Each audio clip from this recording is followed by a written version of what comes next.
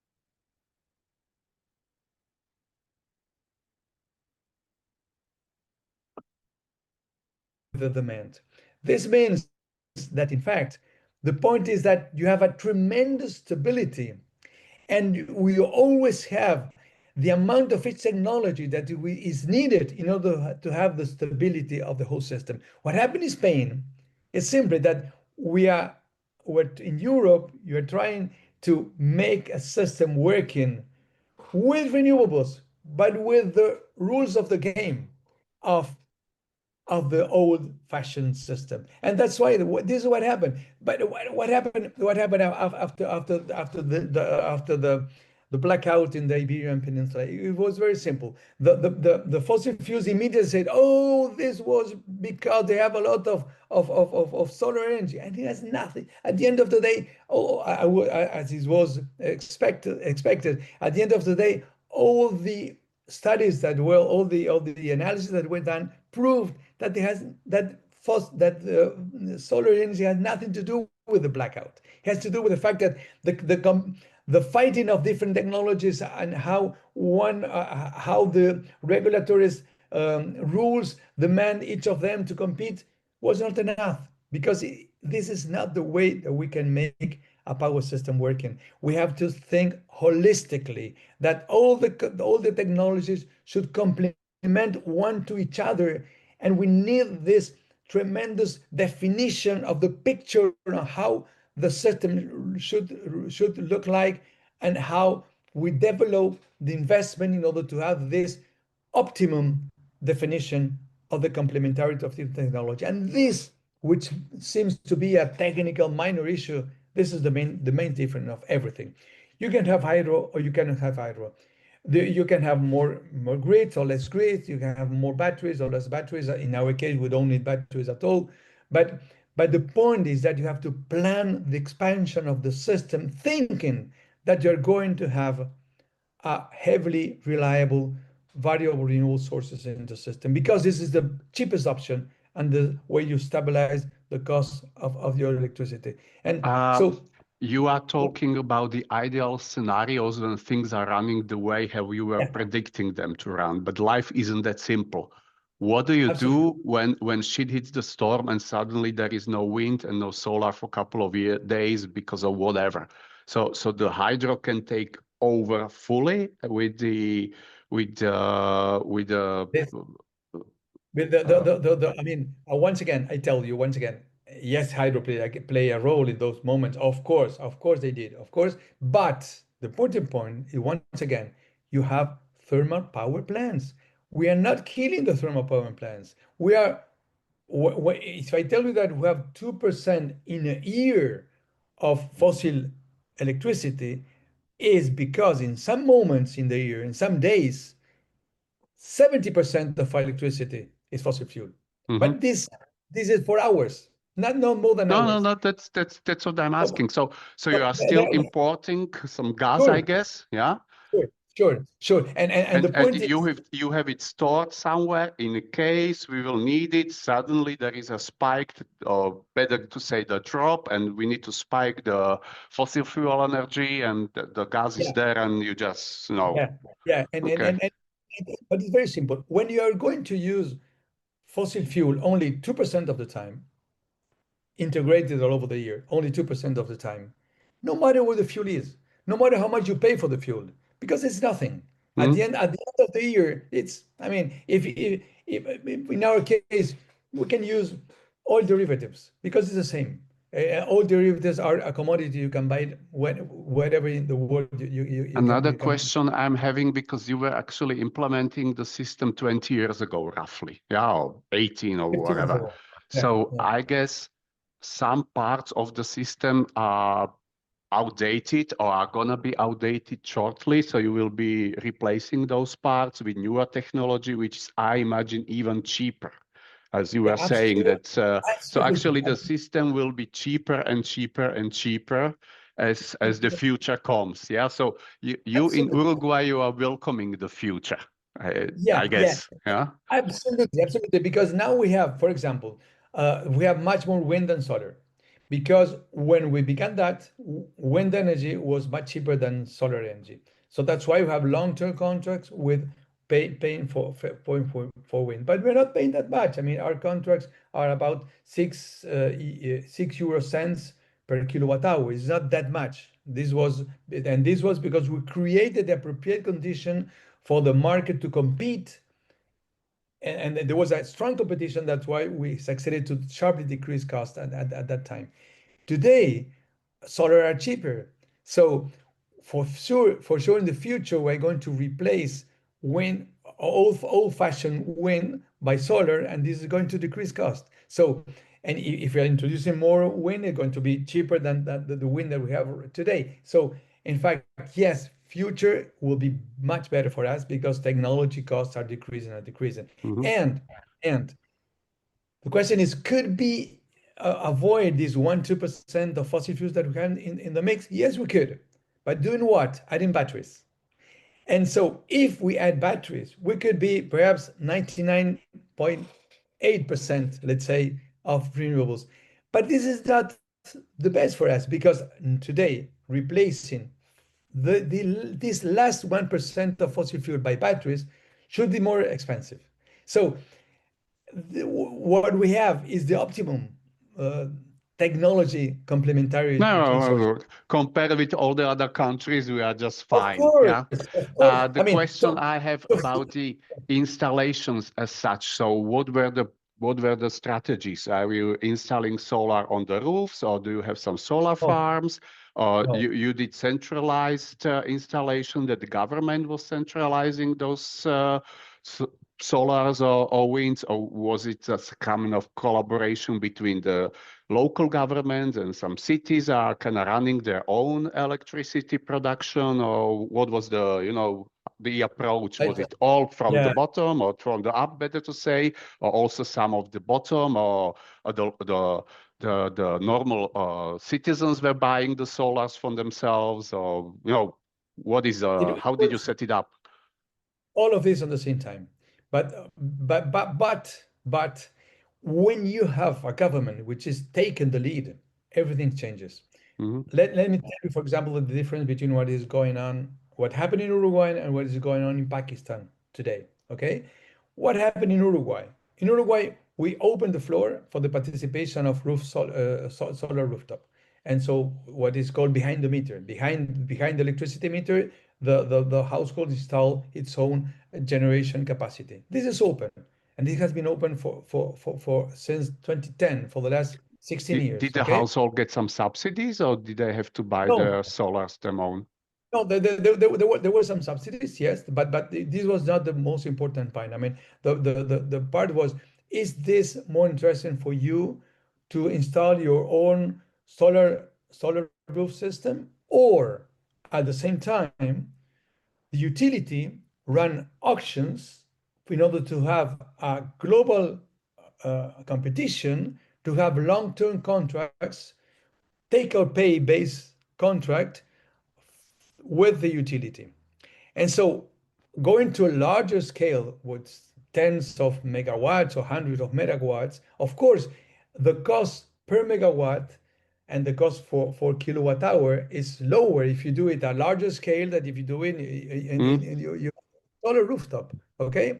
In the rooftop. So in fact, what happened is that only 100 houses had decided to install their own solar capacity by their 100, own. you said. 100. Okay, that's not a 100. lot.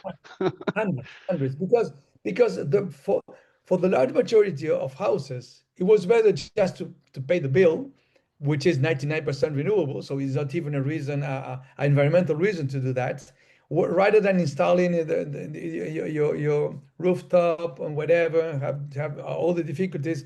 It's just better. But this is because the government took the appropriate decision and the utility made the appropriate auction bidding processes in order to have long-term contracts, and because the policy created the appropriate condition for renewables to compete, and if the conditions are there, the cost reduces and reduces and reduces. And this was a learning curve, both from the governmental side and the private sector side. And the contracts that we had in Uruguay has nothing to do with the one you had in Europe or you had in other regions of the world. That's why we had a tremendous interest in investing in Uruguay. That we got $6 billion in only 4 years for a very small country economy, because we created the appropriate conditions for the private sector to compete and to decrease cost of the electricity. So that's why even everything is open. In fact, today the generation is energy production is mainly in a utility scale base. But the owners of the electricity at the same time, the owner of this capacities at the same time, it's a variety of things, because one of them belongs directly to the utility, other are independent power producers, other are local governments with private with small private investor. One of the windmills park, in fact, has been developed. Every single citizen with only $100 can buy share in order to be part of the development of a wind park, which costs us $100 million. So there were a lot This is what I of wanted to possibilities. ask about the cooperative system in South America and in Uruguay, because I imagine parts of this environment and of this investment, but as you said, from local citizens. So you run some cooperatives as well in the mix, or how is it done? Yes, but it's very small. Let me Okay. be honest with you. It's very small. There are only a couple of example of that of windmill parks that well developed by this kind of, I wouldn't say cooperative. In fact, are shareholders, I mean hundreds and thousands of shareholders. But yes, this strategy was developed, but there were not that much. There were only two examples of that. Okay, Mm-hmm. so it was Okay, okay. but on the contrary, something which also very important, it was the participation of local governments, because before those action processes, local government has to accept the development of parks within their jurisdiction. So this had we first developed the how do you say that in English, the land use policy of the country was developed in parallel with the energy policy of the country. So the position where windmills could be put all over the territory was discussed with the local authorities and with local people. So there has a much more acceptance, public acceptance, that if this were done just in a way that was decided just by the private sector. So once again, the role of public policies were crucial in all of it. And because of, first of all, because we define a long-term policy, which was backed by the entire Uruguayan political parties, but then because the way we implemented was with a cross-cutting participation of different public policies, from environment, land use, energy, industry, economy. Everything was cross-cutted in a unique policy, where from the government we created the appropriate condition for different sorts of private participation to compete. And this made the whole difference. And this made possible to build the new power system. Once again, let me say this. People think that energy transition is just changing the fuel with the same rules of the game, with minor modification of the rules of the game, and not. In order to go from the fossil fuel economy to the renewable economy, we have to dramatically change the system. And changing system is much more difficult than just changing fuels, of course. But this is what you have to keep in mind. We dramatically change our system, taken from different points of view, and because we create the renewable based economy. And I this have a is question possible. about the policies and about the kind of acceptance in the population about Yeah. all these changes. And the question is, was it totally seamless transition for the average Uruguayan citizen? Like they just voted for the government, you were represented that this will be the changes, and you started implement the changes, and actually the only thing that those people see that now energy is cheaper, so everyone is like, yeah, great. Or Yeah. were there some blackouts and some, unfortunate events where people were Okay. actually against it because it isn't that smooth? I mean, you are selling your own works. Obviously, you will be just smiling and saying, "How is it all perfect?" But No, I no, mean, was a, I would love it to be that perfect, but I imagine there were some pushbacks. So, what is the acceptance in the population, and was during the whole process? It's almost 20 years that you are running this transition. So, let me were there tell you some what. swings, some better times, Yeah, worse times? What was happening there? let me tell you what went well and what went wrong. What went well is that, in fact, we're having strong difficulties because, once again, before that, we were living a perfect storm. So we're having not exactly blackout, but short energy shortages, and we have an increasing cost of electricity and completely unstable prices of the electricity. So people were really feeling that they were having a difficulty. Okay, and what It was happened before, that was 2005 and before. oh, Yeah. Okay. sorry. After that, after that, it's a tremendous stabilization of the energy sector. Stability on the one side, from the technical point of view, there's no blackouts. I mean, I mean, of course, there are blackouts as in any country because of different difficulties, but no those kind of general blackouts or whatever. We have only one has one blackout, important blackout, but we imported that from Argentina. Argentina, we're interconnected, and Argentina Hmm. had a So domestic. domino effect, basically. Yeah. So, but didn't we didn't have any single event of difficulty during those 10 years, not a single event of difficulty. Uh, and the costs are absolutely stabilized. And this is crucial. First of all, no problem of energy. We have a 2 years ago, we have a draw, a so high draw that we even had difficulty to have drinkable water from the taps, but no problem in the power system, not a single problem. And this was really a proof that it was a very powerful system. Okay, so this is the good point. Yes, it works. Yes, it's much more stable. And people sometimes say, oh, you have to choose either with price or with stability. Well, you know what? With renewables, we can have at the same time price and stability. So this is proved for the last 10 years in the country. And people understand that. What is the negative point? The negative point is that the worst day in office for me, one was my colleague, when the minister of and of the whole finance team in the government, they told me, "Oh, you know what, Ramon? Congratulations, big reduction, factor of two reduction of the cost of producing electricity. But you know what? You are not taking this for your consumers. We, as government, has taken a large part of this decrease in cost in order to pay for our policies, for the global policies of the country. So, in a way, our utility is taken as a kind of ATM, of retreat machine to Uh-huh. retrieve money for public policy. So what people say is that, oh, okay, I'm very proud having these windmills, we're having this stability. Yes, that's fine. But the bills hasn't decreased as much as I was expecting.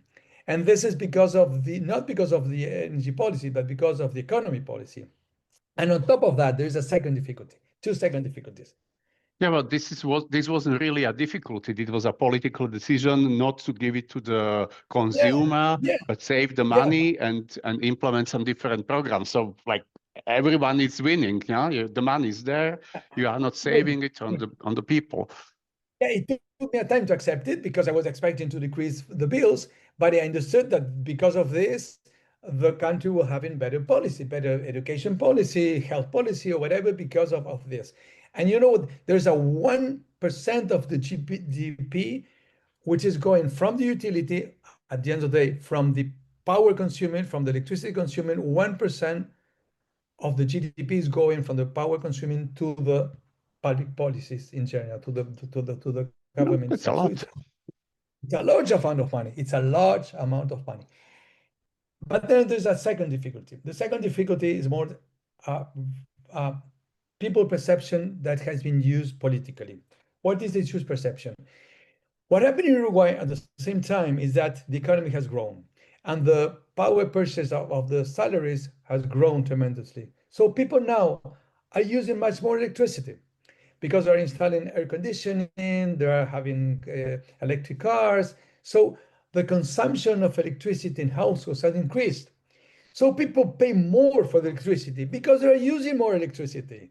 It's not because the kilowatt hour is more expensive. It's because they're using more electricity. So in fact, yes, they're paying more for the electricity, not less. They're paying more. And so this has been used by the right parties in order to say that, oh, we are having a tremendous expensive bills. It was the only thing that they can attack what we did as left countries, as left governments. But in fact, for two consecutive election, left has won. And one of the main points in the agenda was, in fact, the energy transition. But then, I mean, the right, among other things, they use this that, oh no, we are paying out this energy transition made by the government, by the left government. Now you are paying more for the electricity, blah blah blah blah blah blah. And so this put some confusion in consumers. Even the numbers are there, and in fact, in total, it has been about something like 20 to 30% reduction in the cost of the kilowatt hour for the households. But it has been much more than that, much more reduction.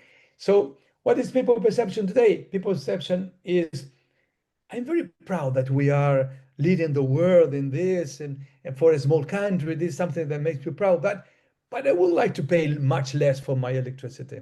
So Mhm. this is the general perception today in the country. Now, the thing is, I imagine that, okay, people perceive it from their bubble, but compared with your neighbors, I imagine that they're actually paying less, no? That the neighborhood countries are paying more per kilowatt than you do because now you are kind of riding the way of all the changes that you implemented 10, 15 years ago.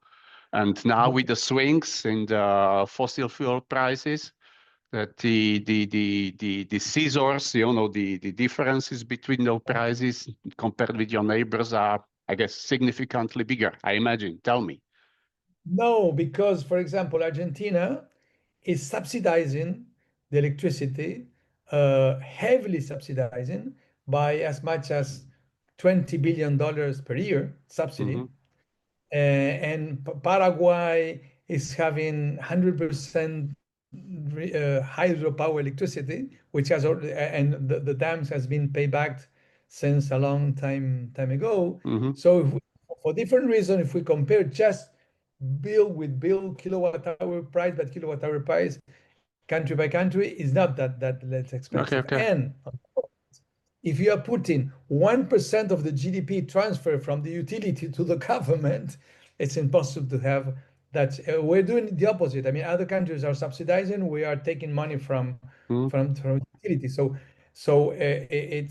It's. I mean, our bills are, yes, they are stabilized, and this is crucial because in these moments in wars or geopolitical events, stabilization is crucial for the economy. We had no impact in the inflation. The inflation is continuing decreasing and decreasing, even with these geopolitical events, because we have no impacts on the macroeconomy with geopolitical events.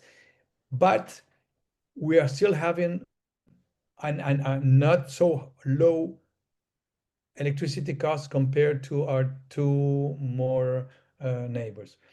Of course, if we compare it with Chile, Chile is all the time, the prices are fluctuating all the time. And even if they don't have this transfer from the public sector, from the power sector to the public policies, they are more or less in the same level as we are. But we are competing at different footing because they are really just paying for what they get. And in our case, this is not the case. Hmm. Another question I wanted to ask you is the experience after you implemented all these changes. So this is a success story. You said it yourself. It wasn't easy, but it wasn't the highest or the biggest challenge in the history of mankind. As you said yourself, it was the perfect storm. You had the opportunity. You implemented the changes, and now when you are talking with people from wherever, and governments from wherever, are they kind of like, yeah, great, let's do it, and we want to replicate what you did in Uruguay, or are you kind of hitting a deaf ear and they just, for whatever reason, they don't want to listen to you, or better to say, they listen to you, but they are skeptical? So what is your Well, experience, let's say, in last 5 or 10 years after everything that well, you have done? yeah. You know, is there is the situation changing, and is it more easy to talk to people and convince them to do it maybe not the same way as Uruguay did, but kind of, like following your footsteps? Or is it like, you are fighting a lone battle and Well, and Donald that Trump said that it's a hoax and everything, and hurrah, and let's drill, baby, and people are like that. So tell me. well, this is the two ways of answering your question. First of all, let me remind you what I told you in the beginning. With with some friends, we have created a foundation, a nonprofit organization 3 years ago, specifically in order to share our experience to other countries No, that's why I'm also. asking, because I had this in mind that Yeah, for a couple of yeah, years now we are trying to convince people to yeah, kind of yeah. follow in your footsteps. Absolutely. And our theory of change, in fact, is that what we are fighting is a dominant narrative, which is very powerful. And this dominant narrative is denying reality in this fake news era that we're living today, just saying as President Trump is repeating that renewals cannot work, that renewals are more expensive, everything that is actually the opposite to reality. But these people have the power, and they also have the power in communication and spreading false messages all over the world. So our goal is to show that what happened in Uruguay is not just one single example, and people are saying, oh, but you did it in Uruguay because you're a small country, because you have hydro, because this and because that. No, we did it because we faced the reality of the present power system and we dramatically changed it. So we because of two things. Because first, we understood that it was the best for our interest, and second, that we need to make changes in order to make it possible. And this is the message we expect we're using all over the world. For the last 20 years, when we're talking about renewables, we're talking about climate. And so when you're talking about the climate, you're talking to politicians and to people about the future. Oh, we have to stop. We cannot reach more than 1.5 degrees increase in temperature by the end of the century. So many people are saying, oh, but this is the end of the century. We'll see. Now we have to live better, blah, blah, blah, blah, blah, blah. But in fact, when we're talking about money, job creation, stability of your economy, development of your economy, this is the present. And today, as compared to even 10 years ago when we voted for the Paris Agreement, today renewables are the best option, even if climate change magically disappeared. So the driver today for this conversation is completely different. We as an organization never speak with the environmental minister. We speak with the energy minister and with finance minister, and to the developing minister if it exists, or developing And that's the question, how it goes. Are they kind of waving the same flag as you are, or are they yeah, skeptical, well, or how yes, do this discussion, and then mainly the discussion is one thing, the implementation of yeah, the new policies are different thing. So what's yeah. happening there? Well, let me tell you real life experiences. First of all, we as an organization, we are a very technical and political organization. This means that we have the technical tools in order to go to a country and where they say, oh, we did it in Uruguay, but this could never happen in my country. So we first take the same model, the same code, the same planning model that we use in Uruguay to show that what is the optimum development of the country, and we use it in the country when we get in. And then we prove all the benefits of the first, that this is possible in your country, and second, all the benefits that you can have if you do it in this way and not in the other way. But then we show them which are the regulatory changes and the market changes that they need to make in order to make it possible, in order to take away of the biases that the present regulation has in favor of the fossil fuels. This is what we are doing now in some countries in Latin America. Perhaps the most interesting one is in Colombia, when we have a tremendous positive reception by the minister and by the government itself.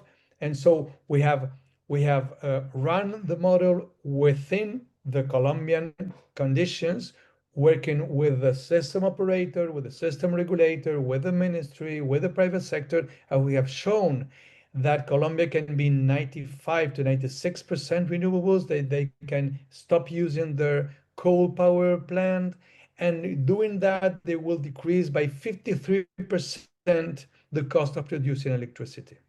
But at the same time, that they needed to make some changes. And these changes Mm. touch power interests, powerful No, interests. that's where the question leads. That maybe, as So, I said, so this is you where were we are lucky that today. you were the fossil fuel industries were not owned by some oligarchs, like BP or Total, Yeah, because no, in you Colombia, would believe disappear somewhere in the forest when you take their billions away. So, you were believe lucky. me that, yeah, believe me that now in Colombia, we are really uh, discussing with oligarchs that has a lot of power, that are running the economy, that they are winning billions of dollars every year on what they are doing, and and that we need to change it. What we are exactly now, for example, in Colombia, we're also doing in other countries, what we're doing right now in Colombia, specifically going from here are the facts and how can we help the society as a whole in order to understand that there need to be the coalition for the change, because this is on their own national interest and not just on five families' interest. So this is what we are building right now. We provide with information, we provide with data, we provide with political experience on how to manage stakeholders, we provide with success stories and not just with theoretical imagination or whatever. And this is very powerful. And I have direct interaction with ministry. This is the case of Colombia, but I have the WhatsApp of 80% of the ministers in Latin America, because they know me, because they know my past. So this opens door, and this allows us to work directly with the national agencies. And this is the way of creating a coalition based on real facts. So this is the way of facing the dominant narrative, creating a new narrative based on real facts, and proving and showing which are the benefits of the transition, and not continue repeating what is completely wrong based on a false Hmm. but dominant narrative, and not based on climate issues, but based on renewables and economy and on development and economy issues. So this is our winning uh, card. This is our winning card, and this is what we are trying to use. And this is a long battle, of course. This is not just 1 month battle, but this is our strategy in a way. No, sooner or later they will have to do it anyway. So, like that's a decision. We will do it today or we will do it later. Anyway, so I wanted to ask another, maybe some of the last question is, what about Europe? So you are the poster child of success in Uruguay. How big is the interest from European Union and EU leaders to kind of replicate or at least listen to your story? I hope that I'm not the first European that wanted to listen to your story. So Absolutely how not. is it going there? I usually discuss with many European leaders from different perspectives. Even in Brussels, I have contact with high level people there, and they perfectly understand what we're doing. I given seminars in many European energy agencies, in in national government agencies, energy agencies, and I absolutely convinced that this is a discussion which is going on today all over the world. I'm very close to the World Economic Forum. In fact, I'm part of an advisory board of the World Economic Forum because they understand that in order to build this new economy is ready and is better than the previous one. But in order to do that, we need to change a lot of things, and we have to touch a lot of power. And so this is something which is a discussion where at least is a very early stage, but is already there. And I can tell you also that I'm in the United States. I'm most have most there's more interest at the academy stage, not at the governmental stage for We don't even have to talk about it. you can understand. And there's more and more interest in better understanding that what happened in Uruguay didn't happen by chance. It didn't happen because we are a particular country, a special country, or whatever. It happened because we really had a government lead, a very important government lead, based on the real benefits of the transition and the fact that it is possible to be done. But at the same time, the most difficult for decision makers, not only in the global south, but also in Europe and United States, is to understand that they have to change things and they have to touch power, powerful people, and powerful interest. And that's normal. I mean, I'm not against oil and gas industry. I'm just saying that, as you said, use the perfect word. I mean, things are going to happen because as the United States, as they say in the United States, is the economy stupid. So at the end of the day, the economy will win. I mean, it's once again, the International Monetary Fund is so worried about what is going on that they're having released a document saying that $1.4 billion subsidy. You have to stop that. This is too bad for the global economy. So and on the other side, there are the Chinese, which are developing more and more and decreasing costs. Now So that I wanted to ask, what about China? Because they are the biggest investor in green energies on the planet. All of the other countries combined don't touch them from the data I know. So, half, half of the new investment in energy, in renewable energy last year, half of that were in China. mm, So they have developed because it's crucial for them. They don't have oil, they don't have natural gas, they do have coal, but they know they have to leave coal. So renewables are the best, and they are doing it. They're doing it very well. They have developed technology, and they're really in the technology battle. I mean, take the difference between communication and energy. In energy, only 10 years ago, not more than 8% of the global patents in renewables, batteries, EVs, etc., not more than 8% were coming of the global patents were coming from China. Last year, 75 of new patents were coming from China in this sector. mhm. So this makes everything. This is not. This is not. This is somehow different. What is going on with telecommunication technology, because Taiwan has this tremendous capacity of developing high level chips, and for the time being, China is only producing low level and middle level chips.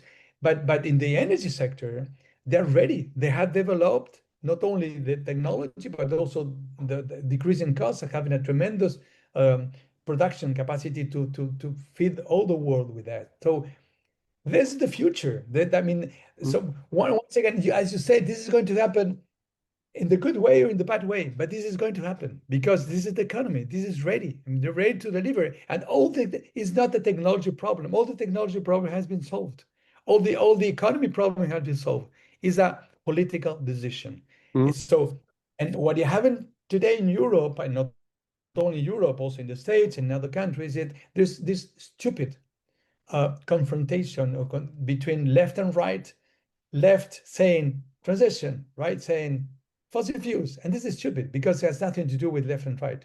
This is just a way of who is paying the campaigns and how are the power in the No, it's society. not so easy. Lefties are progressives and right wingers are more conservative. So the protection of the old ways is kind of right way of doing things, and But believe me, right? the right ones in our Occidental democracy, the right one to won the election as well as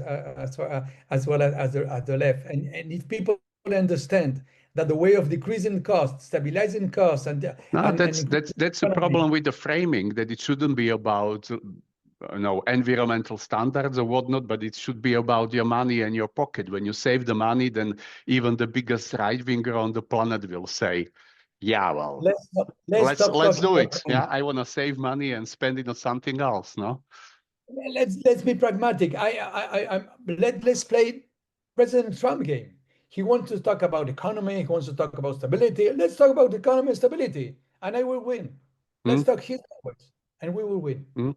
But And we the have, but last topic I wanted to discuss with you was the experience you made in Paris when you were there leading the Uruguay. And, I imagine it was the height of your career in that sense that you, at the time, 2015, I imagine that it was the peak of the interest in Uruguay in that sense that you made the transition.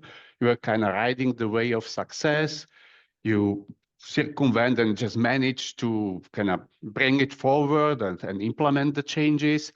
So what was your experience back then in Paris? Was it like everyone was clapping or you were kind of neglected because you were the bad boy who actually, proved them that they are mistaken because you are living proof that it can be done? So what was your experience back then?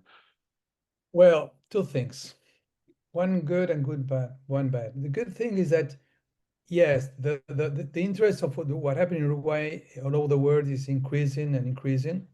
I have made interviews for all the major media that you can imagine, both Hmm. television and written press and whatever. So this is increasing and increasing and increasing.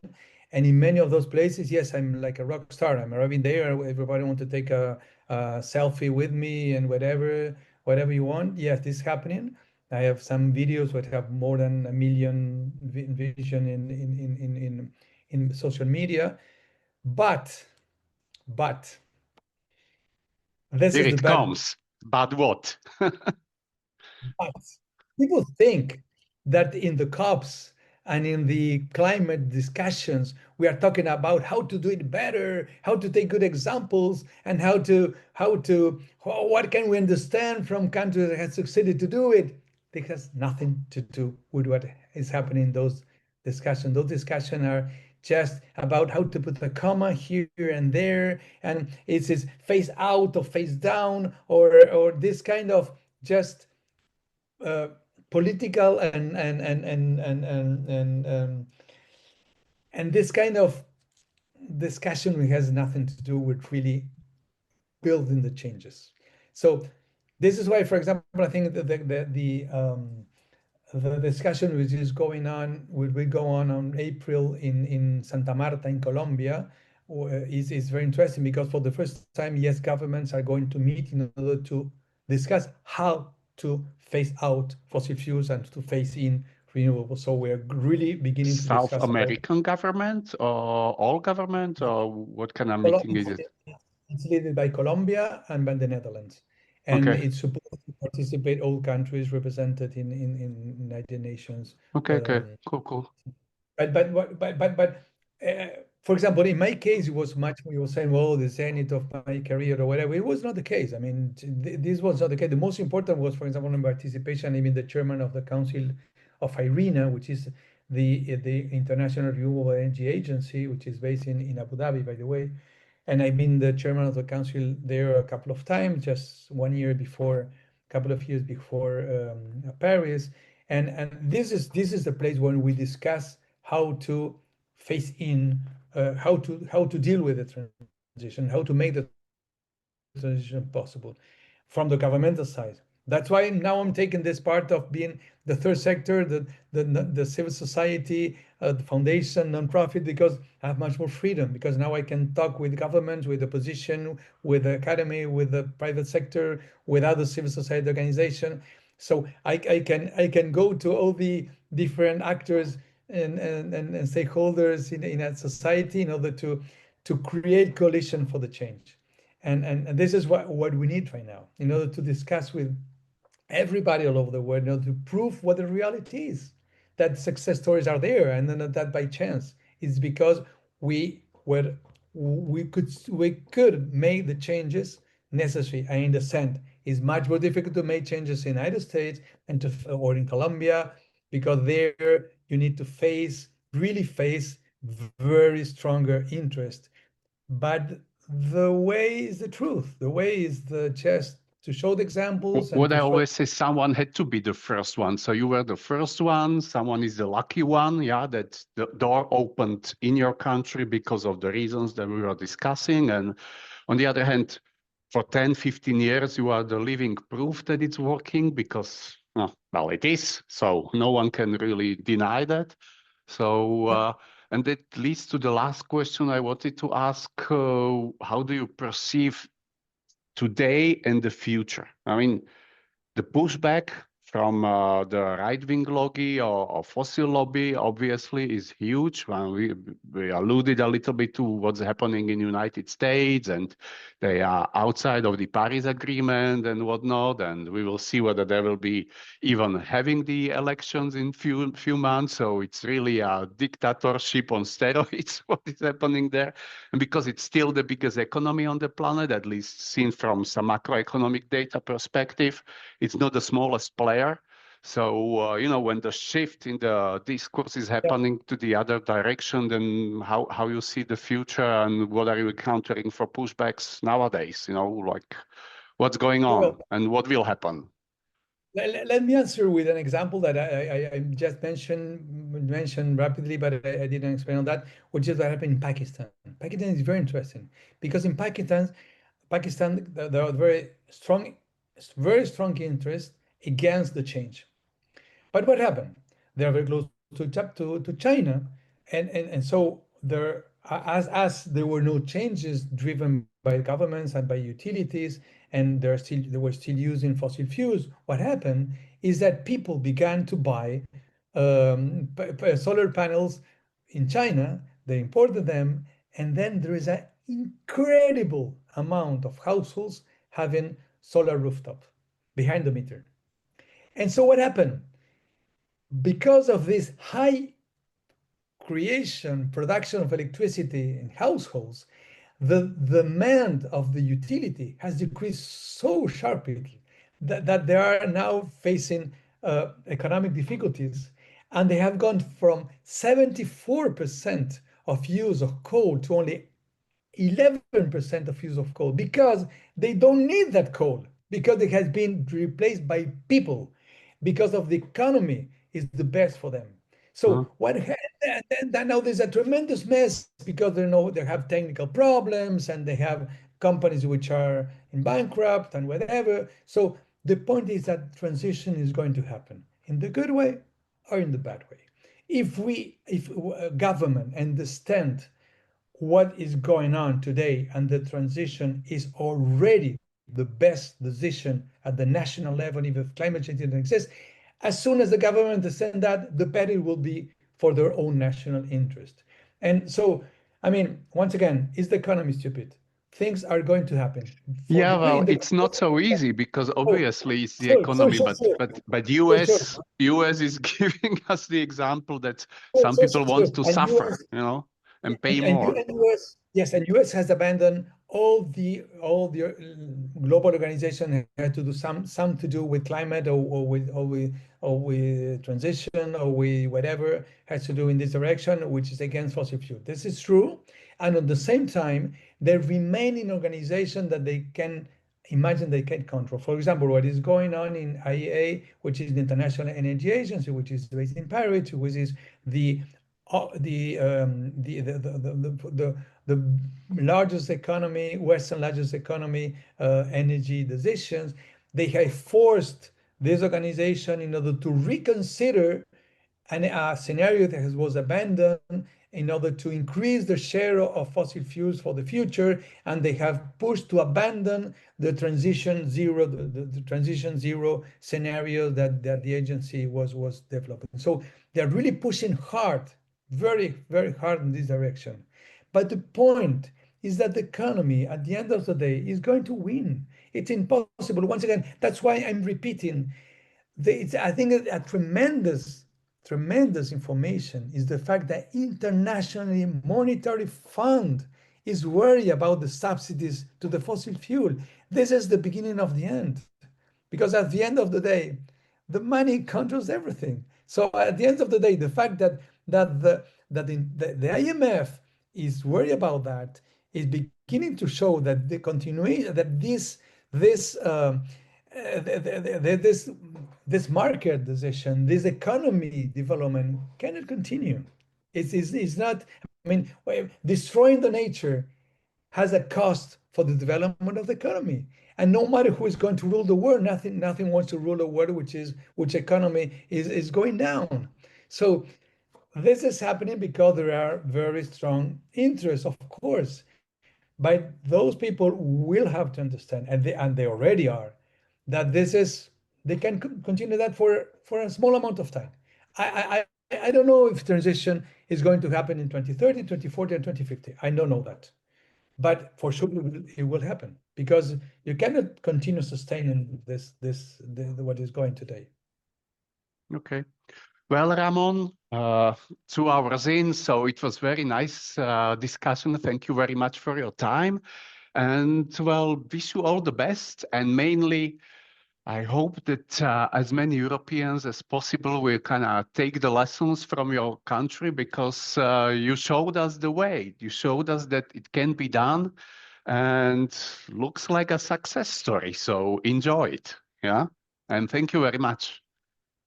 I feel really, really a privileged person to have the opportunity that I was given to me by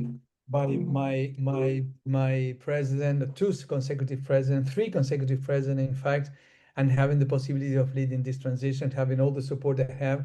And now I feel very much a privileged person in order to try to share this and to discuss this in many places of the world. So I'm very Thank I'm you. very very happy Thank for you. that. Thank you. And all the power to you. Bye bye.